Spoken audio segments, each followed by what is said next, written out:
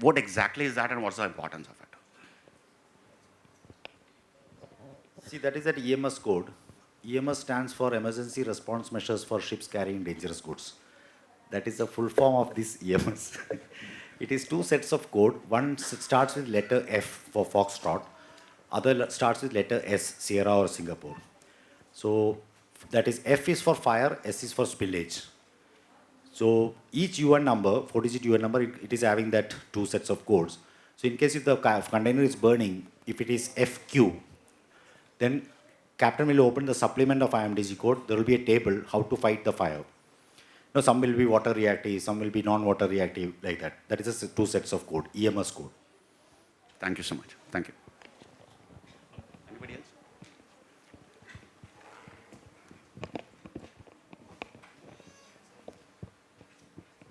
Thank you very much, sir. While explaining IMDG codes in class 9 miscellaneous, in the last line it has mentioned dry ice. So I just wanted to know why dry ice. See, dry ice is carbon dioxide solid, correct? Now, some of the shippers, they use dry ice inside a general purpose container for protecting the cargo from exposure to higher temperature. Like for example, say Bombay to Dubai, Jebel Ali sailing. Instead of using a reefer container, you know, non-perishable cargo, if you keep couple of blocks of dry ice, there will be a cool atmosphere inside the container. Now this dry ice, solid carbon dioxide will turn into gaseous carbon dioxide, which will reduce the oxygen level inside the container, which is dangerous for people entering the container. Okay. That is why. So if it is in container as a coolant purpose, there is a separate requirement in IMDG code. Or if it is dry ice as a cargo, there is a separate requirement. That is because of reducing oxygen. Okay, so is there any specification that we have to mention for dry ice, or do we have to notify anything about the dry ice? If the dry ice is used as a coolant inside a container, then outside the door of the container there is a warning sign to be affixed. A person drunk and fallen down, like not drunk actually, but that is my favorite word. Yeah, and That's nice. yeah, and the dry ice must be kept a minimum 30 centimeters away from the walls of the container, because dry ice is very cold. So when it comes in contact with the steel of the container, the steel will become brittle. So minimum 30 centimeters gap must be there. All those requirements are there. This is in chapter 5.5 of IMDG code. Chapter Chapter 5.5. 5.5. Okay, thank you very much, sir.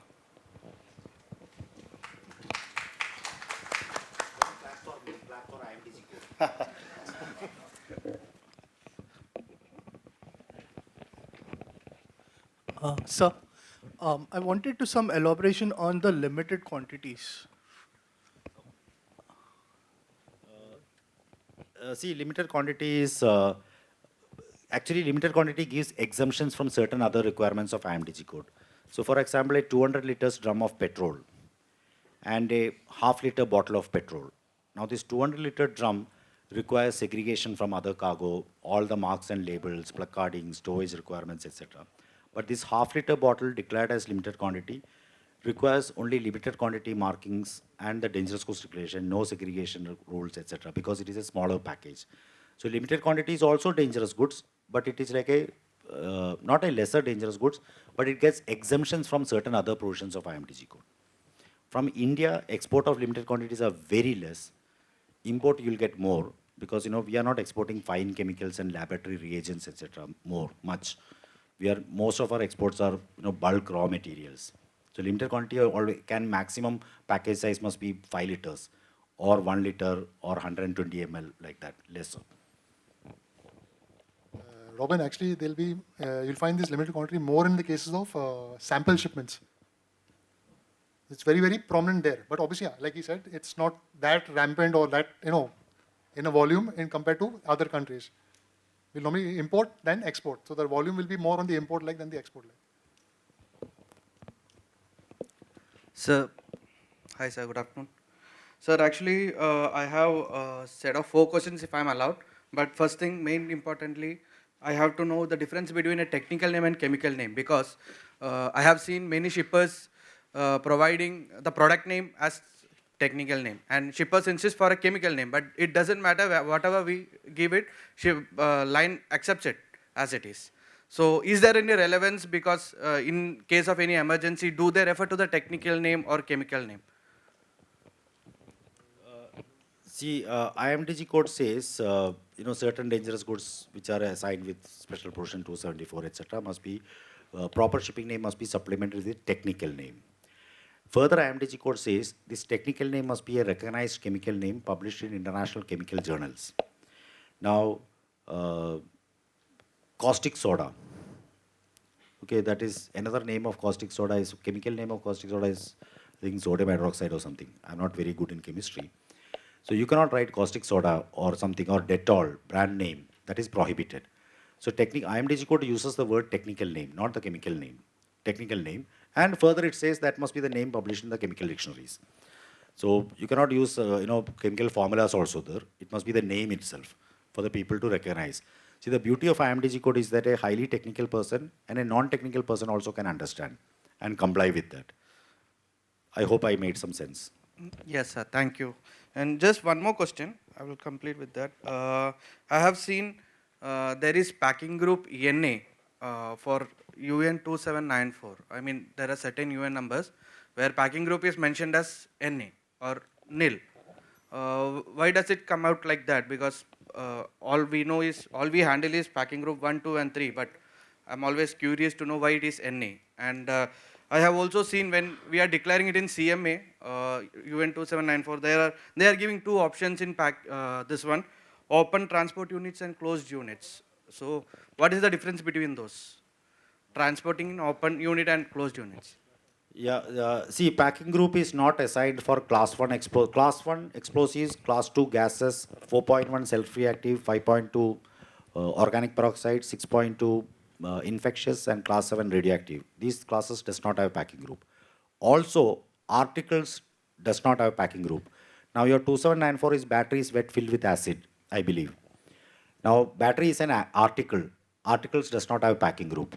So it is not NA. In IMDG code there is no packing group itself. So you can tell CMA that it is no packing group in IMDG code, not assigned. And that open or closed cargo transport unit they are asking, because in IMDG code there is a provision for storage, difference is there. So closed cargo transport unit means a fully closed container. Open cargo transport unit means a flat rack or a open top container. So because of their doubt they are asking, because system shows that whether it is open or closed. While on the same topic of packing groups, there is one more common question which always comes in. Is the inner packing and outer packing to be mentioned on the IMDG declaration? Now, in the case it is cartons, the variation would be what exactly it's, and when should it be mentioned? Okay. The difference, firstly, between inner and outer is in the name.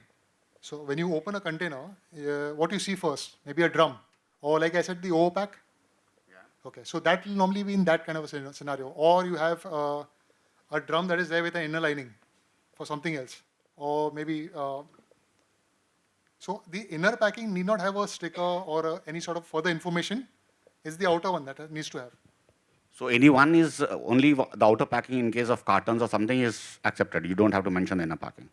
Inner packing you can mention for package part of it in terms of like say 10 cartons with 500 pieces inside. Like the mobile scenario I told you? Yes. 100 mobiles in one box. The same thing. So you can mention on that, the outer packing. So the person knows that what he's handling. No? Okay. Because in case it's not there, it can be skipped. The inner packing part. It can be, but better not to. No, better not to. If, for example, a single unit, a single box in itself will have a cardboard packing of say 3 mm or 8 mm. Okay. Then how do I define the inner packing and outer packing? So let's assume the same mobile scenario I told you. No, in this case, there's only one unit. There's no 100 mobiles. One in one, right? One in one. So no problem. So no inner packing to be declared. You can mention the same thing. Same as above. Yeah. But the outer is necessary. Outer is necessary. In case of dangerous cargoes. Yeah. And talk. Anybody else?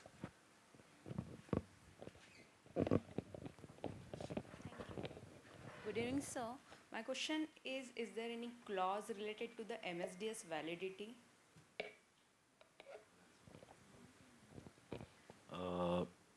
You can sit and ask. Do not have to stand. Thank you. Only, you need not have to stand if somebody else is standing also. Anyway, see, first of all, it is not MSDS, it is SDS. Okay. that letter M is removed long back, almost 10, 12 years ago. It is now only safety data sheet, number one. Number two, IMDG code never mentions about safety data sheet. Only in one, as an option, one place IMDG code mentions safety data sheet as a source for information during emergency. That's all. Now coming to the question of the validity of the safety data sheet, that is your question. It got nothing to do with IMDG code.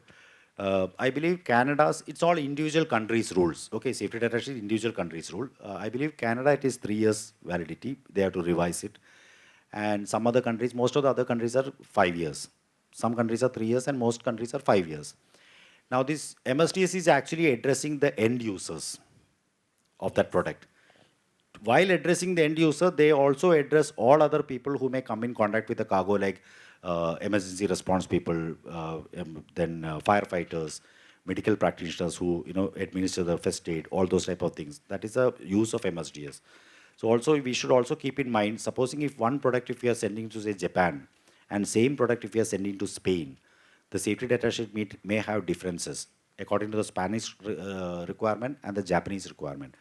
So if you are dealing with shippers, you must communicate that to the shipper, revise the safety data sheet according to that destination country's rules. I hope I answered you. Yes. But regarding India, if Canada is having 3 years validity period, then what about the India? Is it 5? India, let me find out in that dark area whether something is written. Then I will communicate to you later. Okay, sir. Thank Yep. you. Ma'am, excuse me. So basically, dangerous goods is a municipal affair. So each local will have a different thing. Like Bombay or locally, we have it in classes of A, B, and C and D. But internationally, we have 1 to 9. You go to Singapore, it's 1, 2, and 3. So it's like very simple. It's municipal affair. It's locally understood. So like asbestos, no? In our house, we have false ceilings. That's asbestos. So I should it's class 9. But in US, it's has. They will not let it come in. So each country or each local is like, I consider fish as veg, okay? But I don't think many of you will consider that. So it's a municipal affair to explain it out.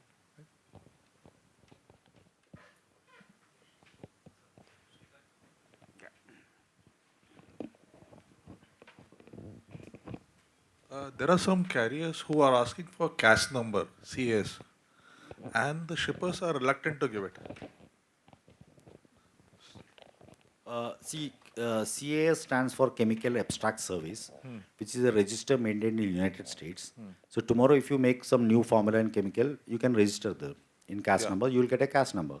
Even water, this water what we are drinking, that also has a CAS number. Okay. Now, IMDG code does not ask for CAS number. If carrier is asking, shipper is bound to provide that. Correct. So it is shipper's duty to provide that. Shipper cannot say that, no, I cannot provide. Now, certain safety data sheet like, for example, a perfume or something, deodorant safety data sheet, there may be 3 or 4 ingredients will be there. All the 3 or 4, they will write CAS number, and 5th or 6th, they will write non-hazardous without any CAS number. And percentage also, they will give a bracket, 50 to 60, 70 to 85, like that. Why they don't give that exact percentage and all the CAS numbers? Because then others can duplicate that. Yeah, I copy it. So there is something called confidentiality of business information, CBI in GHS. So that allows the shippers to withhold certain things. But as per IMDG code, if that is a hazardous thing, they have to provide it. So it is shipper's responsibility to provide that. Now shipper cannot say IMDG code does not ask for CAS number, so I will not provide. Carrier has the right to reject that. Okay. Yeah. Thanks. Good evening, gentlemen. First of all, thank you. Thank you for such a wonderful insight. I just have a question for a career. You are both are from carrier line background. Why do carriers get paranoid when we ask for 5.1 hazardous, what you can say? You get very paranoid, actually. And is it a commercial call by you guys not to approve? Or is it only a safety aspect? Okay, so I'll tell you a brief of my story. I was carrying 5.1. Every week, minimum 15 containers. During that time, even Maersk wasn't accepting. Maersk's maximum limit was 3 containers. I got in a fix when I shipped the same cargo to Australia. Because from Colombo, it was a different ship, and it was a shipping bill of 10 containers, and every time it was like, getting mixed, skipped out at Colombo. Reason is because onward ships don't have that acceptance. My ship has. So I have to wait 6 weeks for my ship to connect for me to go ahead. Reason is 5.1, is it ammonium nitrate mainly? Yeah. Basically, we are Indian, so Yeah, we are so talking about this problem would have been Hydrogen mainly for- peroxide. yeah, so this problem will normally take place with ammonium nitrate. The reason is because it's a very good part, of bombs or detonators or things that, blast open. So that becomes a thing behind the mind. No? So basically, when I started doing this, it was just when Kasab had invaded. So I had a lot of trouble with my Singapore office. I had a lot of trouble with my head office in Japan. And even worse was the customs. The clearing agent is going across, to sir, aap bhi aa jao, baat karne ke liye. Like, what will I explain to him if he can't understand what's written? So it's basically a point of you read and follow within limits. Finally, the vessel owner decides whether I'll carry it or not. So each vessel has a acceptance. Like, if I'm the vessel owner, I'll decide whether I should carry radioactive, or I have to carry explosive, or I have to carry 5.1. It'll be very clearly mentioned out there. They have these in-house rules. Like maybe Maersk will accept, but MSC won't accept.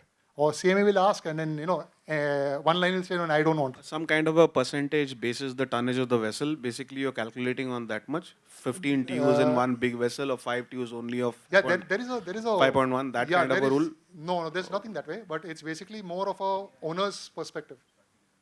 So if I'm the actual owner of the vessel, I've given it on business to maybe ONE or to Maersk or MSC or Avana, whoever. It is purely my decision that I decide I don't want this cargoes on my vessel. Now, Basically, it's going to be a commercial call, I mean to say. Yes, because segregation-wise, sir has said, everything, all the safety aspects are in place. yeah, so But basic- still, it's basically a commercial yeah, call. you so can I say that. carry class 1 also. But on that vessel, there's like maybe it's loading from Navashwa, reaching Colombo. That's it. No stopping in between. Point 1. Point 2, that will be the only cargo in the entire ship. So then I designate, okay, I want to carry only this cargo as a vessel owner. But as an owner, not as a charterer, not as a management company. So basically, it's the owner's call, not even the charter's call. Charterer has nothing to do with this. He can only beg for him. Like, no, Okay. sir, give me 5 more containers on. Fine. That's what he can do. But that will be in terms of tonnage again, not in terms of containers. Thank you so much.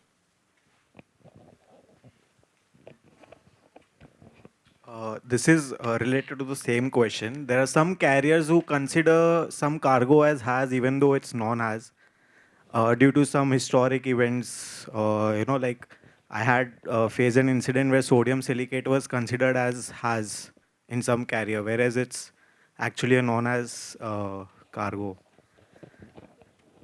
Okay. You've heard of this, I'm sorry if my Hindi is bad. That no, you think twice even with cold water when you get burnt with hot water. दूध का जला Yeah, छाछ भी that's the फूक one, फूक के that's the पीता है. one. Yeah. So it's purely from there. But if you try to challenge it, I face the same thing. Okay, I face the same thing. That's how I made it from one container, 10 containers per vessel, of 5.1 this way. So But purely what my is- owners what- were scared of it. What is the purpose of the IMDG code if someone personally can feel something is has even though it's non-has? Then I think they need to visit a doctor actually. Yeah, I was confused because they can even charge us saying that, this is has. They can charge us some $100 or $200 more. Like I told you, like for example, asbestos, no? Like India doesn't consider it as has. We'll be sleeping below it. Okay. But the same thing you do in US, there'll be like 10 suits and then you'll be sued all over like $1 million, $2 million, it'll just go on. So it's basically a municipal affair. We come back to the same point. Is the carrier's discretion if the cargo is a has or non-has cargo? No, carrier cannot decide that. It is IMDG code's exactly. classification criteria. But I know what the question what you asked. Some of the carriers, you see, when we say carriers like Maersk, Hapag-Lloyd, that is whichever company name. End of the day, we are dealing with a particular person sitting behind a desk. It all depends upon that person's understanding also. First, you're not directly contacting the hazardous cargo department. You're contacting the booking office. And the booking office, traditionally, they will be sitting with some standard operating procedure. And somebody might have, the previous person might have written their sodium silicate is hazardous something. And the next person will keep following that. So there you get stuck. You will not go beyond that because if you reach up to the hazardous cargo test, they will accept it, but you cannot reach there. And that 5.1 you are asking about that, say bleaching border. Bleaching border, the freight rate earned on a bleaching border, even with the hazardous cargo surcharge, and in case if it blast and bring down the entire ship, the losses is hugely disproportional from the freight rate earned. So many carriers have burned their fingers with calcium hypochlorite, like Hans in Pennsylvania, and that Hyundai Fortune, and I think CMA CGM Jakarta. So many vessels have burned in the past, so they don't want to accept it these days. So, but there I disagree with the carriers, because if the carriers prohibit certain cargo, if we prohibit, we encourage misdeclaration and non-declaration, falsifying. So there, I urge the carriers, okay, hazardous surcharge and certain conditions, like PNI Club's recommendation about carriage of calcium hypochlorite, etc., and allow the shippers to do that. Because if the market is having a demand, the supplier will find a way or other to reach that market, whether even by misdeclaring or even not declaring at all. So those type of things also creep in when it is entirely banned. So one more question. Why do we need subclass or sub-risk type? Like for example, nitric acid has a sub-risk 5.1, and but we are still charged the surcharge as per the we as forwarders talk as surcharges, because that's what we differentiate the classes. But in nitric acid, the class is actually class 8, but it's considered as 5.1. Or why do we need a sub-risk type? See, in the case of nitric acid, the subsidiary hazard it is now, since it's not sub-risk. Subsidiary hazard 5.1 steps in when the certain concentration of nitric acid goes above, I think 55 or 60% something. Now, main hazard and subsidiary hazard. Okay, the carriers, how they impose a hazardous surcharge, whether on the both, considering both or only one or a UN number, that is depending on the carrier. I will not go much into that. I am not giving out their secrets. But as for the safety reason, now imagine if one person is a murderer and a thief. His main class is murderer, subclass subsidiary hazard is thief. The other person is only thief, his main class is only thief. Like that. So we have to consider both. Now flammable and toxic, like methyl alcohol. Ethyl alcohol is the one we drink. I don't know you, I drink. So ethyl alcohol is only class 3. Methyl alcohol is class 3 with subsidiary hazard 6.1. It is also toxic, like that. So carrier surcharge is mainly on the hazardous class and the certain UN numbers. Then their salespeople and all those people know that, which is other lines are not accepting. Only I can accept, so impose more. Those type of things. So do these things happen only in India, or is it like worldwide? Everywhere. So it's a standard, okay. India is little more. Good evening, sir. So same thing related to 5.1. Formaldehyde, one cargo is there. Recently, as a liner, we have declared as has, and shipper has provided as non-as declaration. So how could we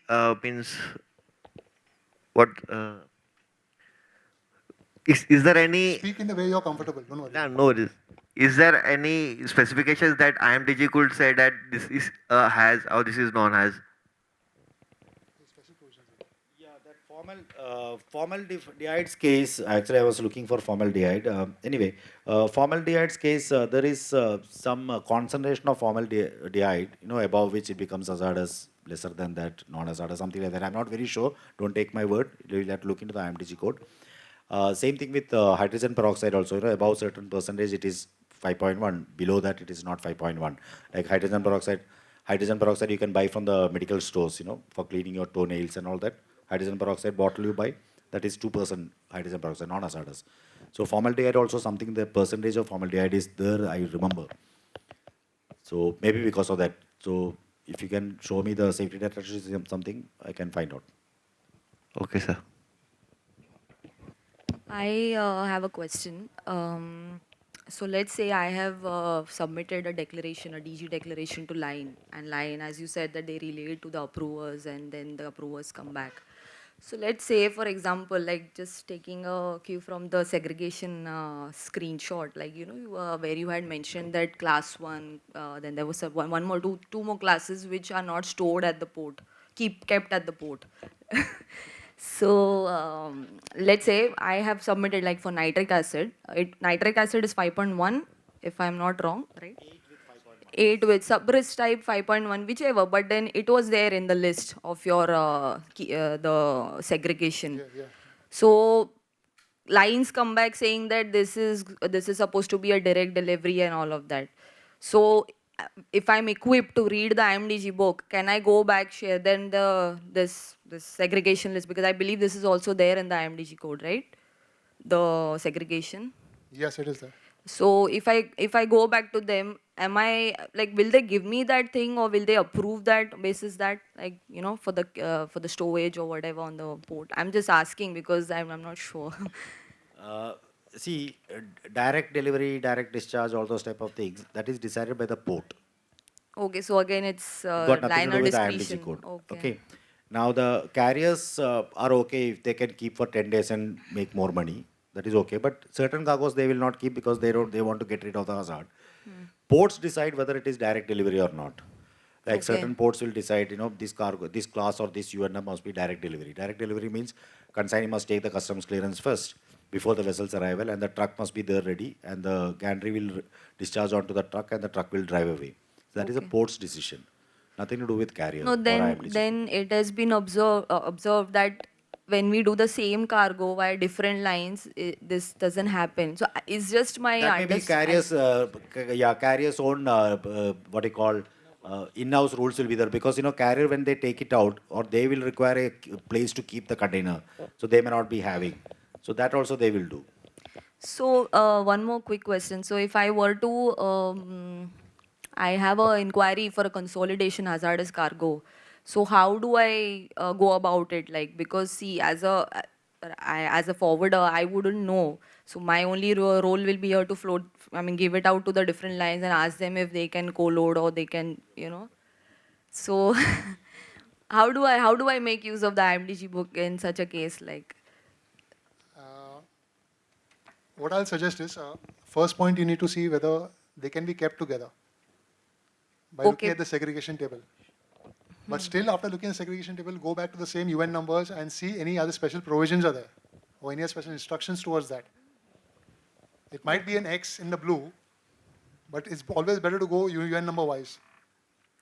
So I can do it, like, if I am equipped or trained to read the IMDG code. So I can do it myself, or is it that again More than carrier getting specific? trained, you need to know how to interpret it and use it. Yeah, the interpretation is what I meant. There's a difference between being equipped to read it and interpreting it and using it there.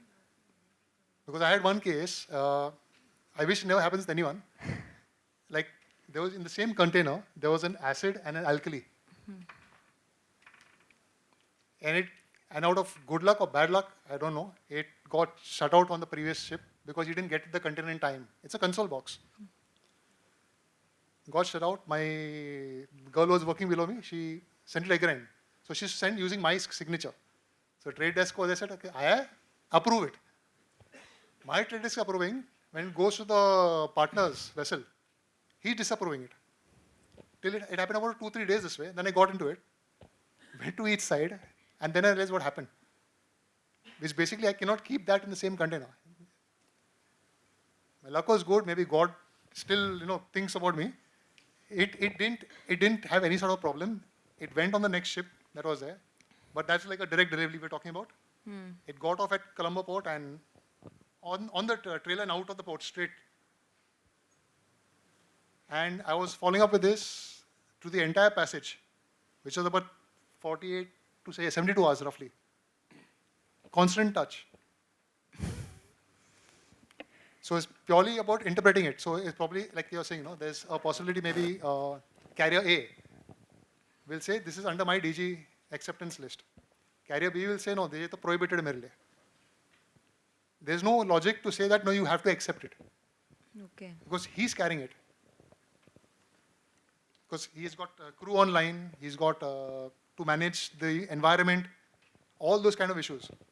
So he's going to bother over his seat first, and then he'll look at your cargo.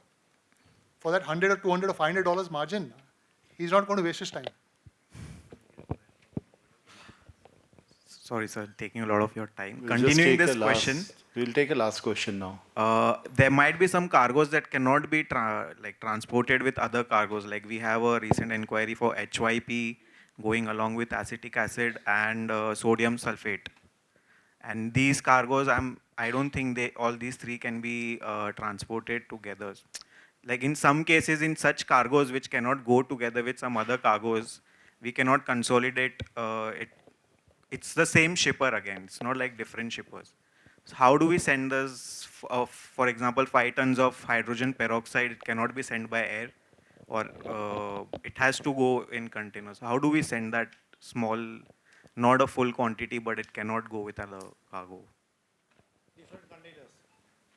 So you let the container go empty? Suppose if you're having, say, 3 cargoes, all 3 are mutually incompatible, and you want to transport it by sea, use 3 containers. How do we pack when there's a lot of space left in the container? You keep the cargo towards the center of the unit. Okay. And block, brace, lashing. So then it still follows the standard CTO guidelines, right? Yeah, yeah. Okay. If you remember, there was one slide with only 4 drums on a pallet in the middle of the container, something like that. So towards the center of the container, the weight will go and lash it and choke it, whatever it is, and it can be. And to add to the last point of your question, Shashi sir had already mentioned it during his presentation. Freight forwarders currently are exempt. They will surely be getting responsible for it. See, there was one slide of Shashi where he showed the lion and the sheep. The question was, can you transport them together? So if you look at it in a legal point of view, you can, provided you put them in cages. But if you put them open, they'll meet each other, and then there's disaster for one at least, if not all. So it's basically trying to know which is compatible and which is not compatible. Like you maybe in school, you sat in the classroom. Now you had your own group of friends, and you had a group that you didn't talk to. Like the Dushman gang. That's what you do. You don't sit next to them. You sit the opposite side, or you don't sit in the same class. You try to avoid. The same thing happens here also. But this is a sure-shot accident if it happens. That may not be an accident. Good evening, sir. I just want to know about the IIP certificate validation.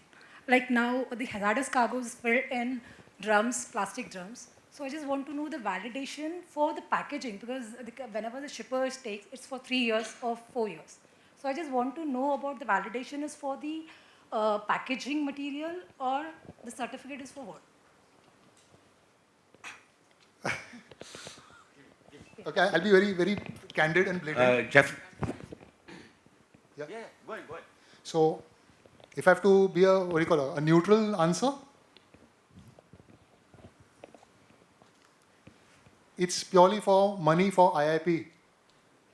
Yeah, because nobody actually does the actual test on those packages. That's the ground fact. That's actually the ground fact. It's written over there that they have that saying that this thing has gone through this kind of drop pressure. You think that same package you're going to stuff your cargo in?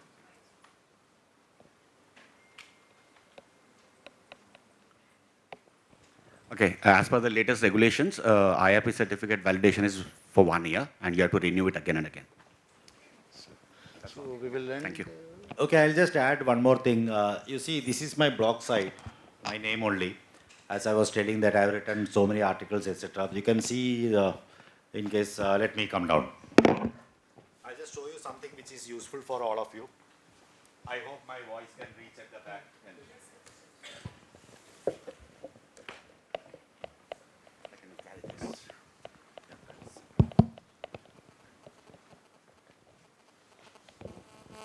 See, you can see these menus, from knowledge center, accidents, EMS, classification.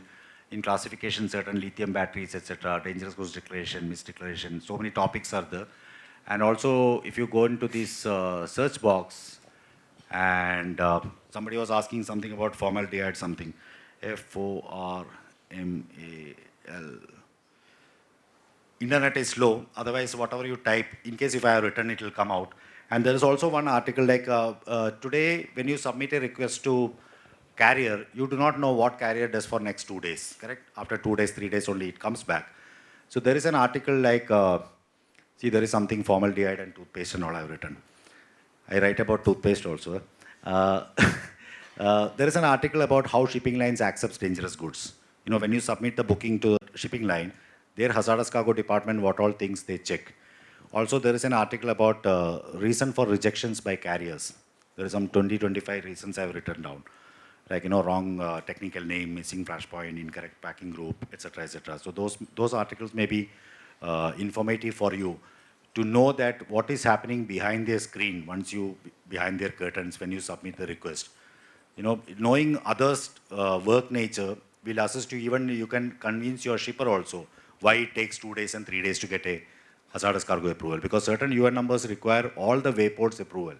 So when the carrier sends the emails to the wayports, that port person may be sleeping that time because, you know, change of difference in time zone. So then once they reply, all the ports reply, then only the carrier can release the equipment and give a confirmed booking. So it is not like going to Make My Trip and booking a hotel. You know, it is dangerous goods. So we need to have that thing. So those things you can pick up from here and use this website. Also, this IMDG calculators here, there you can use for calculating the maximum permissible volume of cargo in ISO tanks. Also lithium batteries. I was showing, you know, mobile phone and vapors and all those things. If you know the milliampere hour and the voltage, you can calculate the watt hour rating and see whether it is class 9 or not class 9 and all those things. And there are various other checklists and all those things for downloading. Utilize this free of charge, no money to be paid. That is also very important. And the website is shashikalada.com. Yeah, my name only. Yeah. Just add one.com. If you keep visiting, I earn money. Yeah, that is a different thing. More visitors, more money. More money, more honey. Thank you, Mr. Shashi and Mr. Jeffrin, for the great interactive session.